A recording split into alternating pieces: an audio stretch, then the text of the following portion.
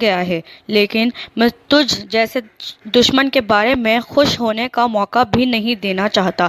اب بادشاہ نے کہا کہ اچھا، تم میرے سر کا بوسہ لے لو تو میں تمہیں اور تمہارے ساتھ کے تمام قیدیوں کو رہا کر دوں گا۔ آپ نے اسے قبول فرما لیا اور اس کے سر کا بوسہ لے لیا، اور بادشاہ نے بھی اپنا وعدہ پورا کر دیا۔